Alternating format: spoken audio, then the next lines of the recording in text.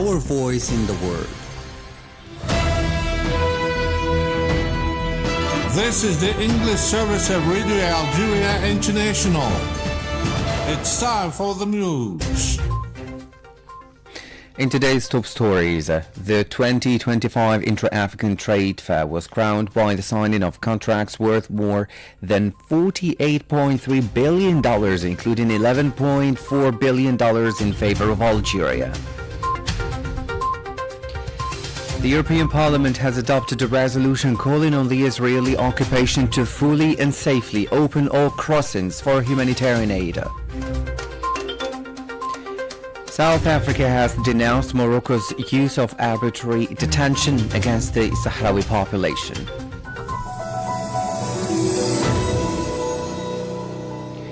Hello and welcome to Radio Algeria International. I'm Jamal Salmani. The Intra-African Trade Fair 2025, which lasted for 7 days from the 4th to the 10th of September, with the participation of 2,000 exhibitors and delegations from 140 countries, resulted in the decision of the President of the Republic, Mr. Abdelmajid Tebboune, to launch a fund for the financing of startups and young innovators in Africa. A roundup of the event with Mas'ud Sharfi. The Ministry of Youth and the Higher Council of Youth hailed President Tebboune's historic decision to launch an African startup fund with 30 firms immediately financed, reaffirming support for youth empowerment and Algeria's role as a regional hub. In this regard, the Minister of Knowledge Economy, Startups and Micro-Enterprises, Nourdine Waddah, announced the launch of an African to finance startups and young innovators, with initial support for 30 firms and a special event planned during the African Startups Conference in Algiers next December. It is a great honor for me today, and by decision of the President of the Republic, to announce the official launch of the Fund for the Financing of Startups at the African level, with the fund to be placed under the Algerian Agency for International Cooperation, Solidarity and Development. In this context, work will immediately begin with the 30 startups present with us today at the IATF in order to support and finance them. In the same framework, and in cooperation with the International Agency, as part of the program for training and financing African students studying in Algerian universities, a special event will be organized for them during the African Startup Conference, scheduled to be held in December in Algiers, under the high patronage of the President of the Republic. The Algerian innovative project leaders and managers of startup and micro-enterprises managed to secure first places in the competition organized on the sidelines of the fair. IATF 2025 was crowned as well by the signing of contracts worth more than $48.3 billion, including $11.4 billion in favor of Algeria. During the closing ceremony, a report presented by the director of Afrexim Bank, Mr. Gainmore Zenamoui, indicated that this fourth edition exceeded the initial target of $44 billion in transactions, reaching $48.3 billion compared to $43.77 billion during the third edition held in Egypt in 2023, with Algeria obtaining a share of $11.4 billion, representing 23.6% of the total contract signed. Our total deals are at $48.3 billion. We will not stop there, but I want to also inform you that we are happy with what we've been able to do with the host country, Algeria. They actually did $11.4 billion, and there's another $11.6 in the pipeline that will be concluding also in the near future. This edition broke all previous records, bringing together 2,148 exhibitors, delegations from 132 countries, and representatives from 49 African and 21 non-African nations. Attendance soared to 112,000 visitors, triple the expected figure, and far above the 28,000 recorded in 2023. On the closing day of the IATF 2025, several Algerian companies, both public and private, secured major deals worth hundreds of millions of dollars. Key agreements agreements include Label's $200 million food export contract with Uganda's Jaber, Iris Group's $50 million appliance deal with Zimbabwe, and €185 million smart glass partnership with Canada's AMEL. Condor signed $80 million in agreements adding new markets in Senegal and Ivory Coast, while several startups struck deals in agricultural AI, solar energy, and water management, highlighting Algeria's growing role in African trade and innovation. According to the organizers, the fourth edition of the IITF constituted a powerful driver for strengthening continental economic integration. During a press conference at the end of the event's closing ceremony, the commissioner of the fourth edition of the IITF, Mr. Al-Arabi Al-Atrash, stated that Algeria remains committed to Africa's sovereignty, embodying President Tebboun's pledge to make this edition exceptional and record-breaking. Here is Algeria once again, continuing on its eternal path of standing by every effort and achieving the liberation of the continent, its sovereignty and the sovereignty of its political and economic decision in international fora. Today, it embodies the commitment emphasized by the President of the Republic, Mr. Abdelmajid Tebboune, to make this edition exceptional, and it has broken all records. He described the event as a platform for companies and entrepreneurs to connect, explore investment opportunities, and build partnerships, while also fostering African unity and cultural integration through the celebration of the continent's rich heritage and arts.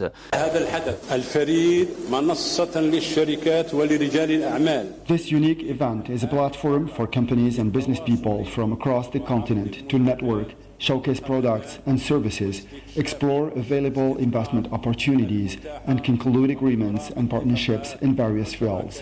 It also serves as a vibrant space to strengthen unity among African brothers and to promote social and cultural integration by celebrating the rich and diverse heritage and arts of our continent.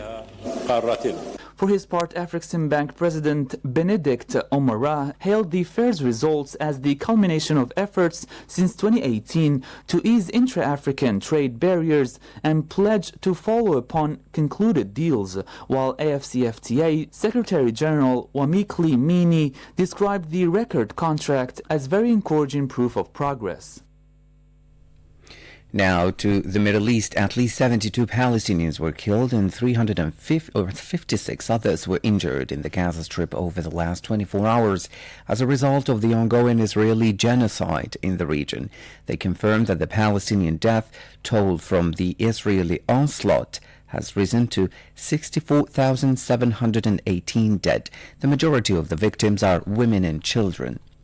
Meanwhile, 9 aid seekers were killed in the past 24 hours, bringing the total number to 2,465 due to the targeting of queues and aid distribution areas.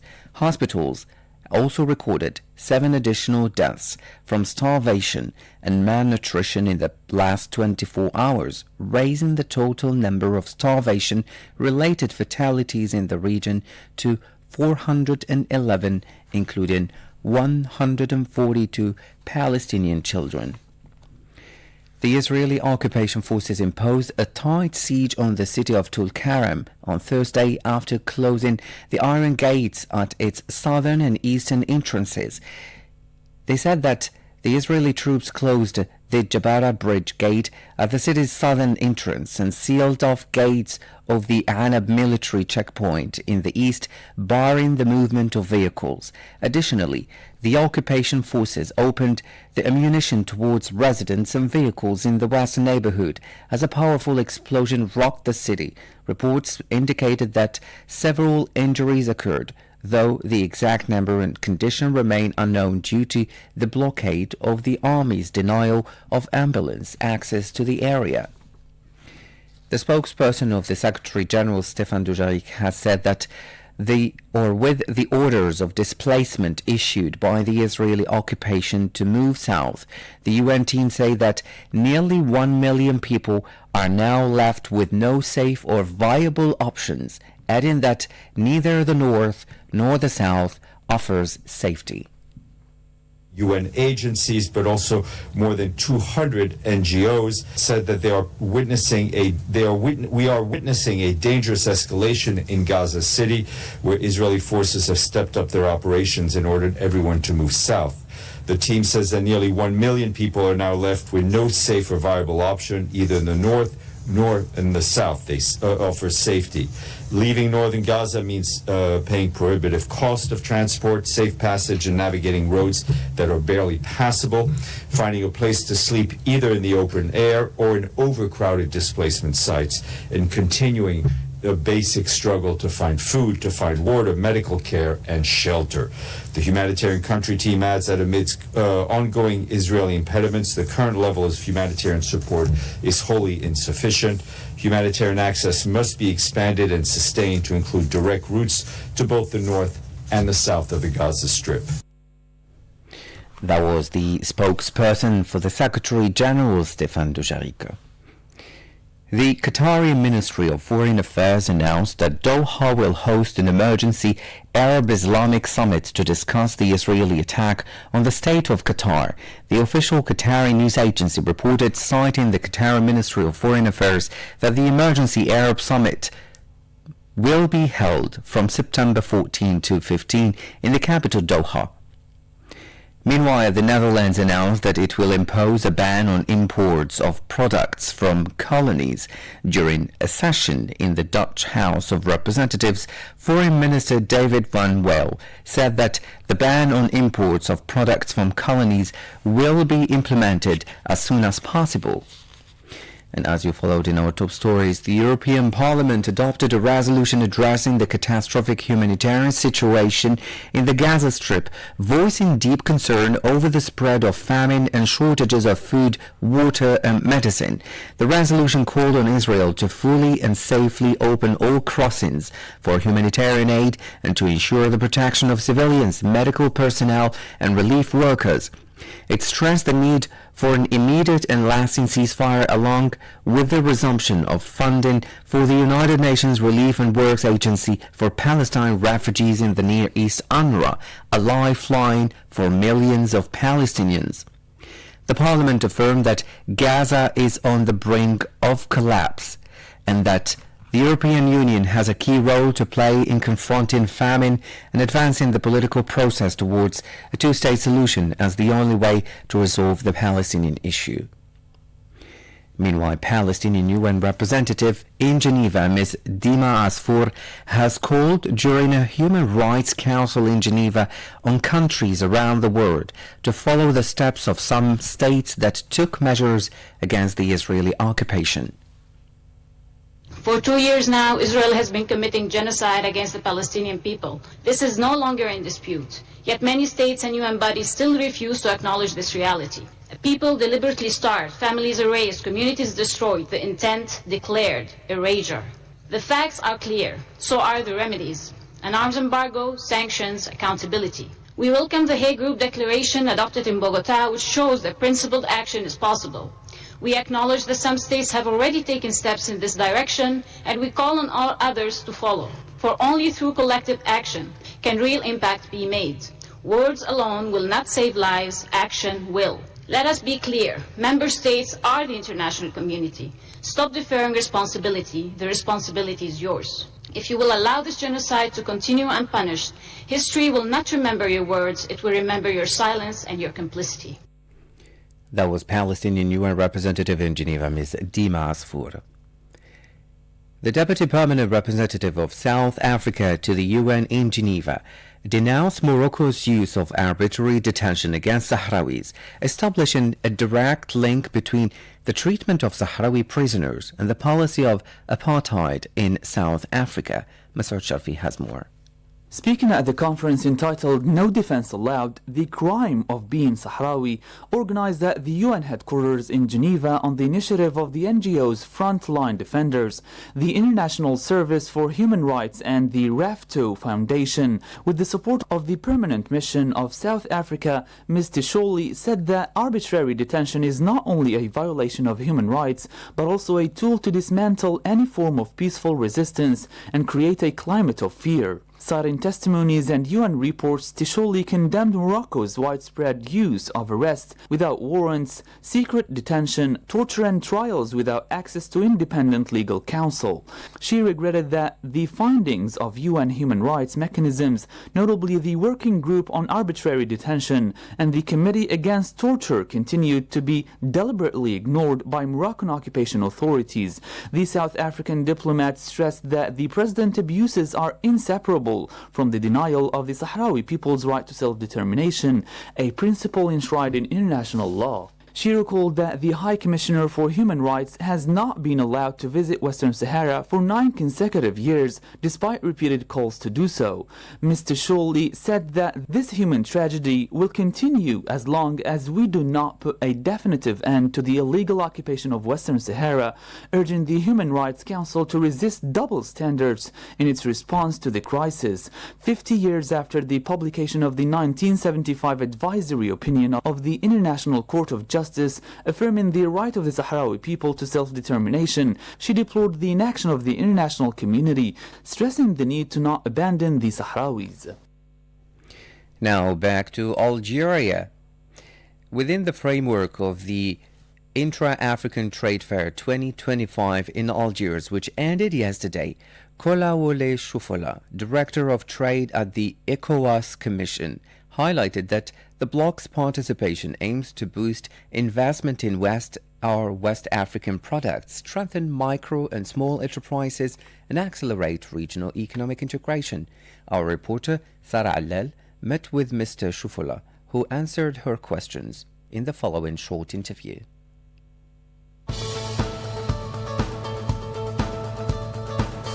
At the IATF 2025 in Algiers, the ECOWAS Commission is participating with the aim of promoting investment in West African products and strengthening regional economic integration. We spoke with Kolawole Shoufola, the Commission's Director of Trade, about the importance of this fair and the bloc's expectations on their 15th anniversary. My first question, I would like to know more about your participation, the participation of ECOWAS here in the IATF 2025, and I would like also for you to tell me what's so particular about this 4th edition. The ECOWAS Commission is pleased to welcome you to our ECOWAS Pavilion here at the 4th Intra-African Trade Fair. ECOWAS has participated in every edition, and here in particular, our participation at this event is to promote investments in made in ECOWAS products, and also to fast track the integration of the products that we have already from our MSMEs, our micro, small and medium enterprises, to the continent and also beyond the continent. We hope that our participation will eventually translate into increased volume and value of trade in ECOWAS products to the continental market and also beyond, as I've mentioned. For us at the Commission, trade is at the heart of our regional integration agenda. ECOWAS this year turns 50 years since our establishment, and at the heart of our treaty is how to ensure we promote economic integration. So we do that through a number of means. For example, we support trade promotion organizations. So with us here at this stand, we have representatives from each of our member states' trade promotion organizations. We also have a selection of small businesses who are also here to display some of the products of West African origin. Could you tell me more about this 4th edition that is held in Algiers? What's so particular about it? What makes it maybe different from the other editions? As with every edition, I think there has been an improvement in the number of exhibitors, the deals made, the sectors covered.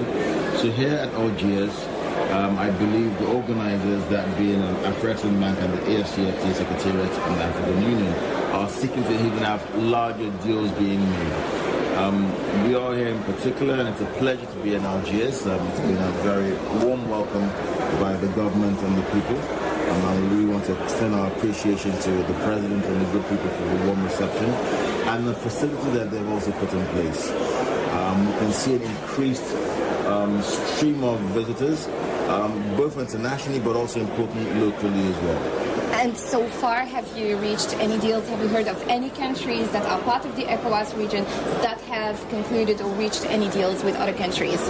I don't have the information right now on concluded deals, but I am aware of several negotiations taking place with our member states. So our member states are not only based at this pavilion, some of them have their own separate pavilions, so they are engaging in bilaterals, and we expect them to be part of the deals that are made at this session of the IATF. Thank you very much for answering our questions and looking forward to seeing you again. Thank you very much. It's a pleasure. Still with the IATF 2025, the award for Best Pavilion participating in CANEX 2025 African Creative Days was given to the pavilion of the Algerian Ministry of Culture and Arts, while the Zambia stand at the exhibition hall Safex in Algiers won the title of Best Stand participating in the 2025 Intra-African Trade Fair. The IATF, while primarily an economic event, has also been marked by vibrant cultural activities, showcasing the richness and diversity of the continent, including Algiers' cultural heritage. On the sideline of the IATF, our colleague Asya Bekar conducted an interview with Mr. Tinwali Diwali, a member of the National Liberation Heritage Institute of South Africa, on the importance of history and art in bringing African peoples together.